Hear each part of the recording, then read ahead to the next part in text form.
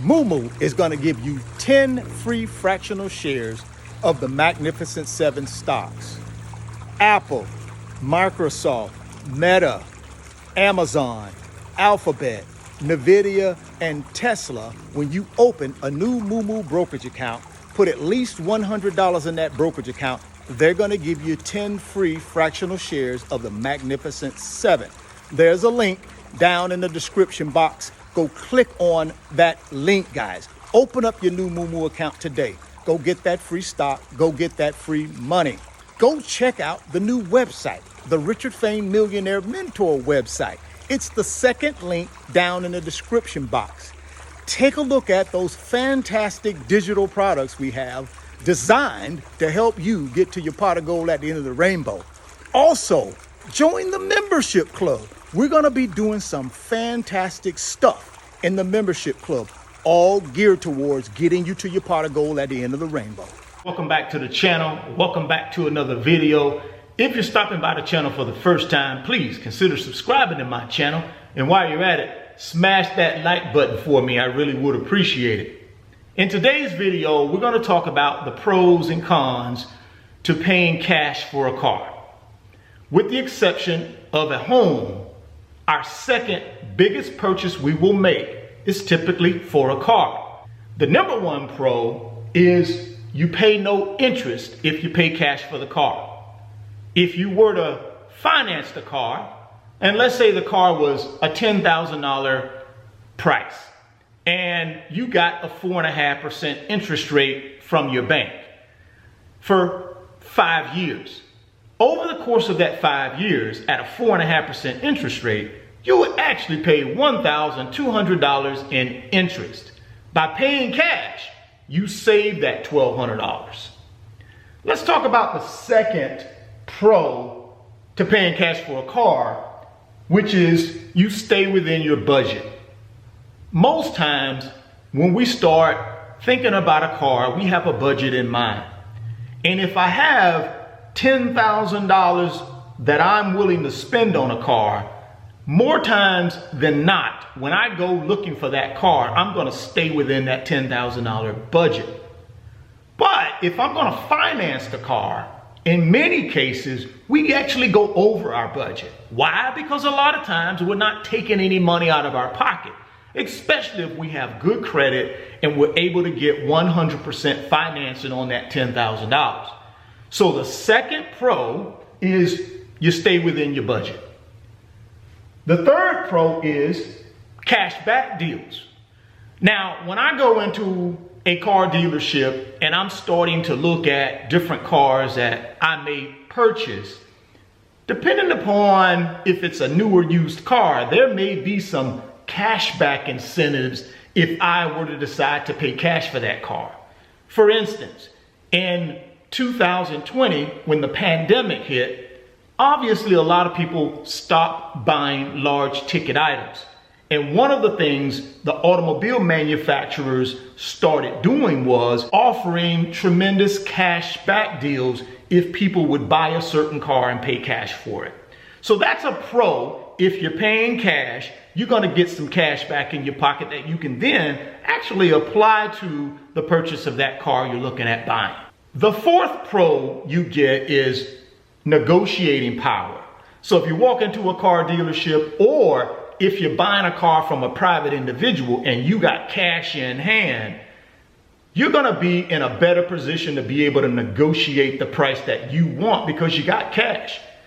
And that's a huge pro for paying cash for a car, guys. Now let's also talk about some of the cons to paying cash for a car. The first one is opportunity cost. And opportunity cost is simply this. If I got $10,000 that I'm getting ready to spend on a car, the question I got to ask myself is, would it be better to take that $10,000 and put it into an investment that's going to pay me more than what I'm going to pay if I finance that car? Let's go back to the scenario where you were able to go to your bank, get a 4.5% loan for 60 months for $10,000. Now, if you take that $10,000 and you invest it in something like an S&P 500 ETF, and you get a 10% return on that $10,000 over the next 5 years against a 4.5% interest rate that you will pay the bank for borrowing the money over the next 5 years, let's take a look at what the difference is. Now, on a $10,000 investment in an S&P 500 ETF at 10% over the next 5 years, you're going to earn about $6,000 in interest. If you decided to take a loan and you paid the bank 4.5% interest over the next 5 years on $10,000, you're going to pay about $1,200. So the opportunity cost to take $10,000 of your cash and buy a car outright is really about $5,000, right? The second con is you miss out on finance deals. Back to 2020 when the pandemic hit, since people were not buying large ticket items, car manufacturers said, okay, if you buy a car from us, we're going to give you 0 interest for 72 months. So that means you pay no interest for 72 months and you don't have to put any money down if your credit is good enough. See, that is a finance perk, right? That's a finance deal that you get if you do not pay cash for the car. The third con against paying cash for a car, in my opinion, is you deplete your savings account. A lot of times we take money out of our savings account, which could be our emergency fund, in order to pay cash for a car. And in my opinion, I believe that's a con, right? We should never jeopardize our emergency fund in order to buy a car. But many of us do, right? So that's the third con against paying cash for a car. Now let me give you guys my opinion on whether you should pay cash for a car. Well, I'm under the belief that the opportunity cost, for me at least, to take my money out of my investments or out of my savings and put it into a car is too great, right? So I believe financing a car in my situation makes more sense because I can take my money that I would have paid cash, I can take that money, put it into the stock market and get me an 8, 10, 15% return on my money for the period of time that I have the loan. Now, you will need to make that determination for yourself. I know for some of you guys, you want to be debt free and you don't want to have any car payments, and that's okay. So it's an individual choice whether you pay cash or you finance a car. The important thing to think about though is we should always be staying within our means, right? We should never buy a car that's more than what we can afford to spend, right? We should never buy a car cash if it's going to deplete our emergency fund either.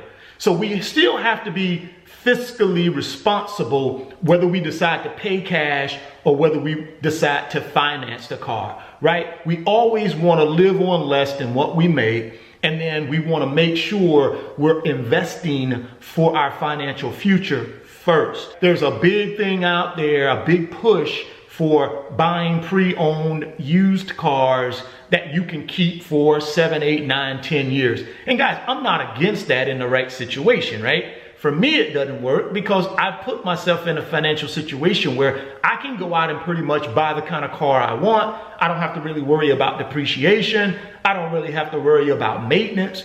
But it took me 20 years to be able to get to a position where I had built my assets up and grown my wealth enough so that I could have that luxury of going out and buying a Porsche 911 GT3 or a Ferrari 458. That didn't happen overnight. I had to put some financial fundamentals in place in order for me to put myself in a position to do that. And I would tell you, you got to do the same thing.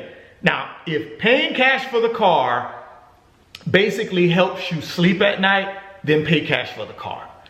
If you're one of these guys like me who, we look to maximize our cash and not lose opportunity, then I would say keep your credit good. Go out and find a loan at a really low interest rate for a fixed period of time. And if you can, don't put any money down, but then obviously be able to afford the monthly payments. And then you need to take the money that you would have paid cash and you need to invest it in something that's going to give you a really good return on your money, right? Well, guys, drop me some comments down in the comment box. Let me know what you think about the pros and cons of paying cash for a car. And let me also know if you pay cash or do you finance your cars. If you're stopping by the channel for the first time, please consider subscribing to the channel, share the video, smash the like button. Thoughts become things. If you can see it in your mind, you can hold it in your hands. You guys keep chasing your greatness, never stop believing in yourself, and I'm gonna catch you on the next video. Peace. Moo is going to give you 10 free fractional shares of the Magnificent 7 stocks. Apple, Microsoft, Meta, Amazon, Alphabet, Nvidia, and Tesla. When you open a new Moo brokerage account, put at least $100 in that brokerage account, they're going to give you 10 free fractional shares of the Magnificent 7. There's a link down in the description box. Go click on that link, guys. Open up your new Moo account today. Go get that free stock. Go get that free money. Go check out the new website, the Richard Fain Millionaire Mentor website. It's the second link down in the description box. Take a look at those fantastic digital products we have designed to help you get to your pot of gold at the end of the rainbow. Also, join the membership club. We're going to be doing some fantastic stuff in the membership club, all geared towards getting you to your pot of gold at the end of the rainbow.